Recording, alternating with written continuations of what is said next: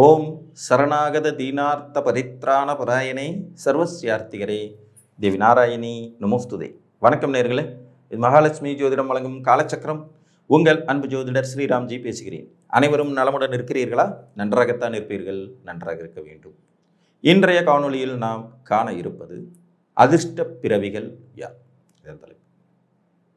மாதவராய் பிறந்திட மாதவம் செய்துவிட வேண்டும் அம்மா அப்படின்னு ஒரு பழமொழி உண்டு.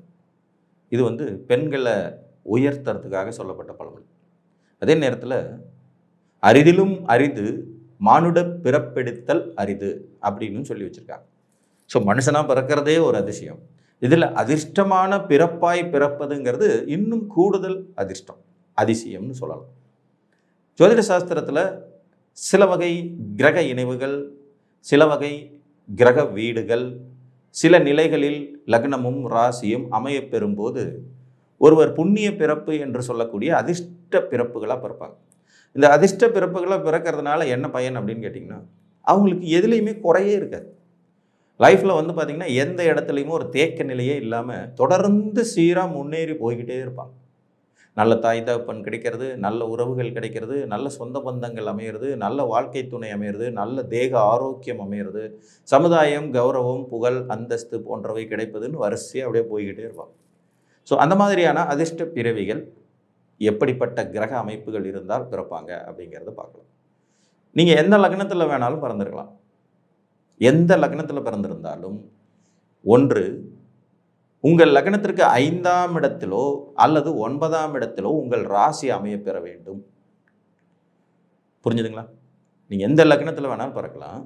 அந்த லக்னத்திற்கு 5ஆம் இடம்ங்கிற பூர்வ புண்ணிய ஸ்தானத்திலோ 9ஆம் இடம் என்கின்ற பாக்கிய ஸ்தானத்திலோ உங்கள் ராசி அமைய பெற வேண்டும். உதாரணமாக நீங்கள் மேச லக்னத்தில் பிறக்கீங்கன்னா சிம்ம ராசியாகவோ தனுசு ராசியாகவோ நீங்கள் பிறந்திருக்கணும். ரிஷப லக்னத்தில் பிறக்கீங்கன்னா கன்னி ராசியாகவோ மகர ராசியாகவோ நீங்கள் பிறக்கணும். மிதுன லக்னத்தில் நீங்கள் பிறக்கிறீங்கன்னா துலாம் ராசியாகவோ கும்ப ராசியாகவோ நீங்கள் பிறக்கணும். மேபி கடக லக்னத்தில் நீங்கள் பிறந்தீங்கன்னா விருச்சிக ராசியாகவோ மீன ராசியாகவோ பிறக்கணும். ஸோ இதே பேட்டர்னில் தான் மற்ற ராசி லக்னங்களுக்கு எடுத்துக்கணும். ஸோ நீங்கள் பிறந்த லக்னத்திலிருந்து 5ஆவது ராசியாகவோ 9ஆவது ராசியாகவோ நீங்கள் பிறக்க வேண்டியது அவசியம். இது முதல் விதி. அப்படி பிறக்கும்போது அந்த 5ஆம் இடத்திலோ 9ஆம் இடத்திலோ அமர்ந்திருக்கும் சந்திரன், ஏன்னா சந்திரன் போய் நிற்கிறதா ராசி, வளர்பிறை சந்திரனாக இருக்கணும். இது இன்னொரு கண்டிஷன். வளர்பிறைனா அமாவாசைக்கு பிறகு அஷ்டமி திதிக்கு மேலே வந்திருக்கணும். அஷ்டமி திதி தாண்டி இருக்கணும். அமாவாசைக்கு பிறகு வரக்கூடிய நவமி, தசமி, ஏகாதசி, துவாதசி, திரியோதசி, சதுர்த்தசி, பௌர்ணமி, பௌர்ணமிக்கு அடுத்த நிலையில் பிரதமை, துவிதியை, திருதியை, சதுர்த்தி வரைக்கும் எடுத்துக்கங்க. அதாவது வளர்பிறையில் அஷ்டமியை தாண்டி இருக்கணும். தேய்பிறையில் சதுர்த்தி வரைக்கும் இருக்கலாம், ஒன்றும் பிரச்சனை இல்லை. சில நிலைகளில் பஞ்சமி கூட ஒர்க் அவுட் ஆகும். ஸோ இந்த மாதிரி சந்திரன் பவர்ஃபுல்லாக இருக்கணும். முதல்ல நீங்கள் பிறந்த லக்னத்திற்கு 5, 9ஆவது வீடு ராசியாக வரணும். அதற்கு அடுத்தது அவர் வளர்பிறை சந்திரனாக இருக்கணும்.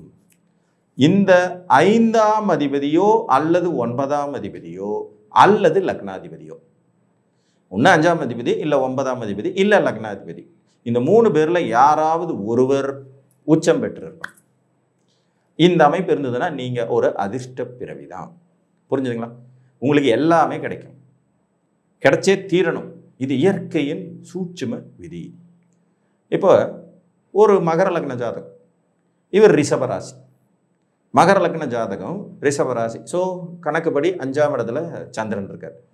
இவர் கிட்டத்தட்ட வளர்பிறை சந்திரன் தான். இப்போ உதாரணமாக சூரியன் கும்பத்தில் இருக்கார். அப்போ ஆட்டோமேட்டிக்காக சூரியனை விட்டு 4 வீடுகள் தள்ளி போயிட்ட உச்சச்சந்திரன். சந்திரன் வளர்பிறை சந்திரன் உச்சமாக இருக்கார். இவருக்கு வீடு கொடுத்த சுக்கிரன் 3ஆம் இடத்துல, லக்னத்துக்கு 3ஆம் இடத்துலையும் ராசிக்கு 11ஆம் இடத்துலையும் உச்சம். புரிஞ்சிடுச்சுங்களா? இப்போ நான் சொன்ன விதி. லக்னத்துக்கு 5ஆம் இடம் ராசியாக வருது. அந்த ராசிநாதன் சுக்கிரன் உச்சமாக இருக்கார். இதில் சந்திரன் வளர்பிறை நல்ல சந்திரனாக இருக்கார். இதுதாங்க அதிர்ஷ்ட பிறப்பின் சூட்சுமம்.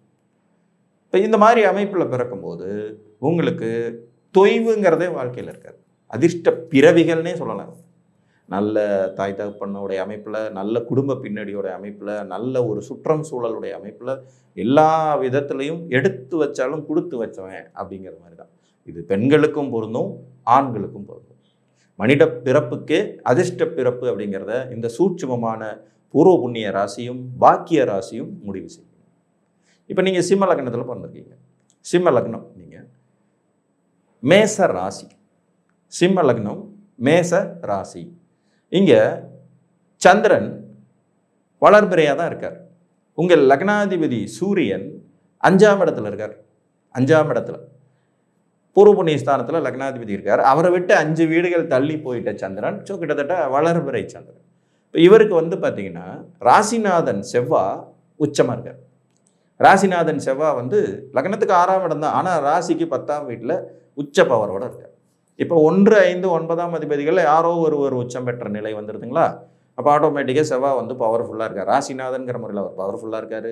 லக்னாதிபதிங்கிற சூரியனும் ஒரு மாதிரி நட்பு நிலையில் நல்ல நிலைமையில் தான் இருக்கார்.